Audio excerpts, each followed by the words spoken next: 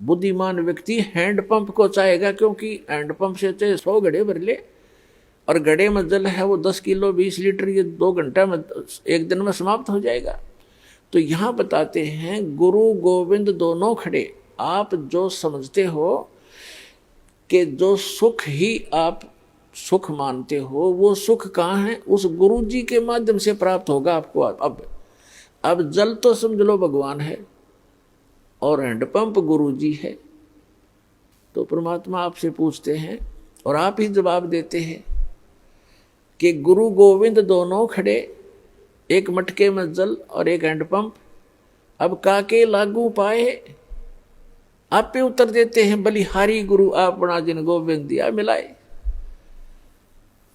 तो पुण्यात्मा समझदार को संकेत पर्याप्त होता है, बहुत होता है, क्योंकि जो दुख आप पर आ गए और गुरु रूपी हैंडपंप के अंदर वो शक्ति गॉड परमात्मा वाली विद्यमान है जो आपने सुख देगी। तो गुरु जी के पास आइए और उन सुखों को फिर प्राप्त कर लीजिए जो आपके समाप्त हो गए थे।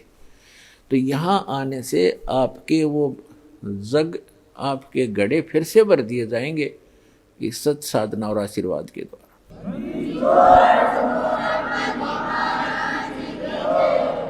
अपनात्माओं देखो, आपको यहाँ आने से कितना पुण्य मिलता है और आप कितने खाली हो चुके हो पुण्यों से।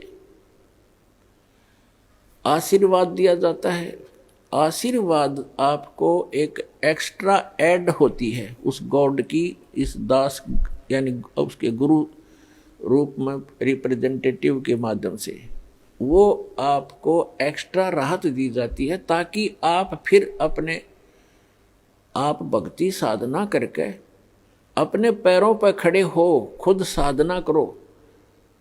ये समझ लो आपको सब्सिडी है गवर्नमेंट की तरफ से। जैसे गवर्नमेंट कई जगह 80% सब्सिडी दे देती है। 1 लाख रुपया लोन ले लिया, काम करो भाई अपना, 80% सब्सिडी यानी माफ़ कर दी, 20% रह गया।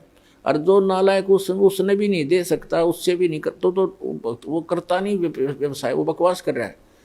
तो इस प्रकार आपको यहाँ आने से जो आशीर्वाद दिया जाता है, तो ये तो समझो आपको सब्सिडी दी जाता ना, आपको ये तो फ्री में दे दिया। फिर आपने साधना करनी पड़ेगी, वो फिर साथ में मंत्र मजदूरी दी जाती है कि अपनी कमाई करो, अपने भर लो, फिर से बैंक बैलेंस बनाओ भक्ति का जो आप खाली कर चुके हो। और ये बैंक बैलेंस इस सच साधना से बनेगा, इसकी थोड़ी ही भक्ति से घनी कमाई होती है। ऐसा व्यवसाय दिया जाता है।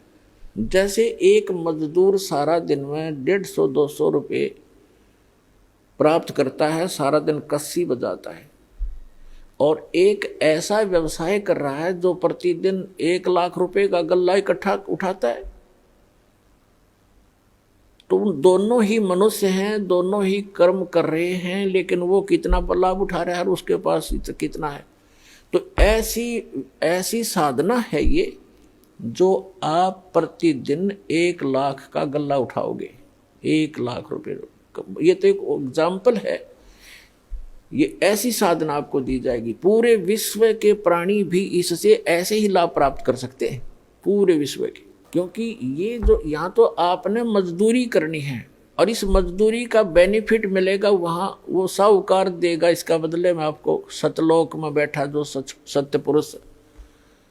और वहाँ हम जाएंगे, वहाँ आपकी ऐसी ही सृष्टि होगी।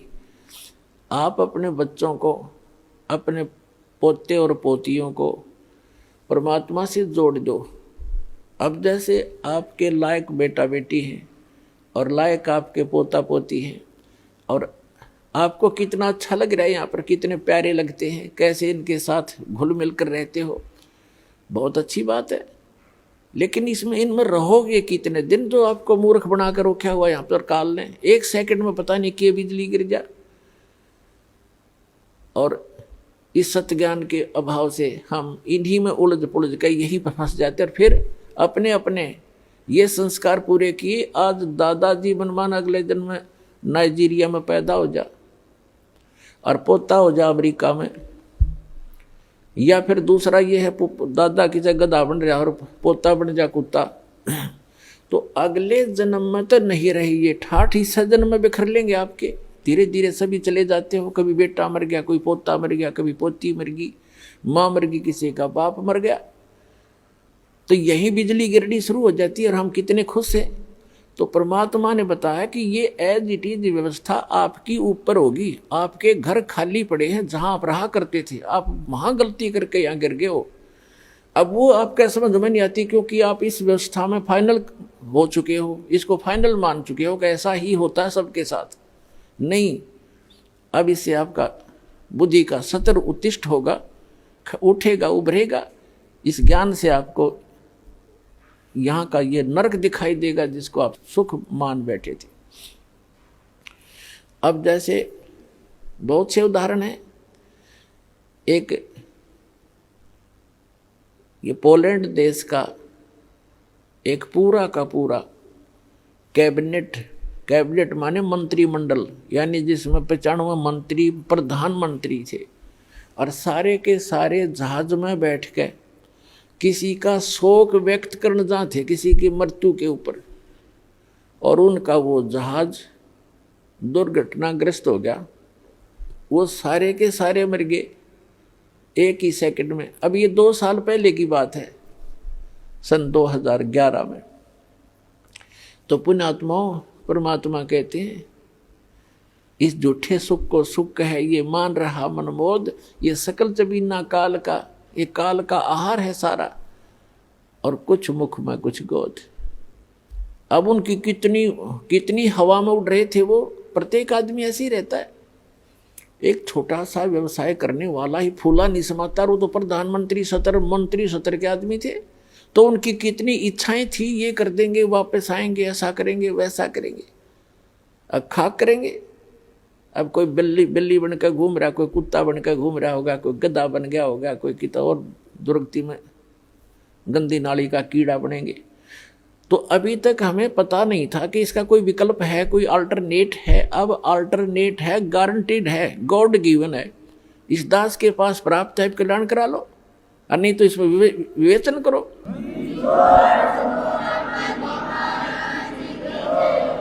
ऐसे ही यहाँ बहुत से उदाहरण आप देखते हो। एक मुख्यमंत्री जी हेलीकॉप्टर में जा रहे थे,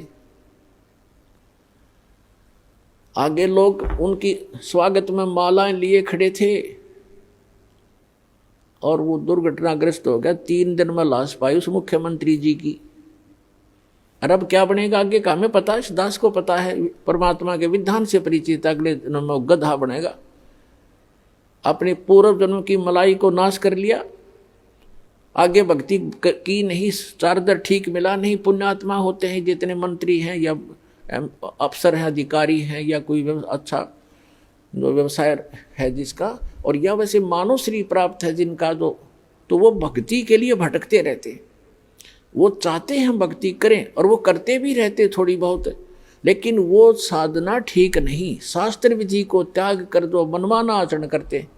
जैसा आपको रोहतक के एक परिवार का उदाहरण दिया, वो जब तक साधना उनकी, वो साधना कर रहे थे, शास्त्र विधि त्याग का मनमाना आचरण कर रहे थे। वो नकली गुरु था जो उनसे क्रियाएं करा रहा था, और उनको ये भ्रम था कि तुम इन गुरु जी के द्वारा बताएगी साधनाओं से आप सुखी हैं। अब इस तत्व ज्ञान की रोशनी में आपको पता चलेगा कि वो उसके पूर्व जन्म के प्रारब्ध थे, वो पूर्व जन्म के संस्कारों से बनी किस्मत में लेख थे। उनको वो मिटा नहीं सके, वो गुरु और उनकी साधनाएं। और ये सतपुरुष कबीर भगवान की साधना इस दास के पास है। इससे कहते हैं संत शरण में आने से आई टले बला, और जय मस्तक में सूली हो, मृत्यु हो, वह कांटे में टल जाए। जय मस्तक में सूली हो तो वह कांटे में टल जाए, यानी थोड़ी बहुत, जैसे किसी की मृत्यु होनी हो और टांग टूट गई दुर्घटना में, सारा न बचाव रह गया, टांग तो टूट जाएगी 6 महीने में, और जीवन कैसे मिले। तो इस परमात्मा की शरण में आने से आपके परिवार की रक्षा होगी। आप यहाँ भी सुख चाहते हो तो यही देगा आपको, ये सुख सागर है।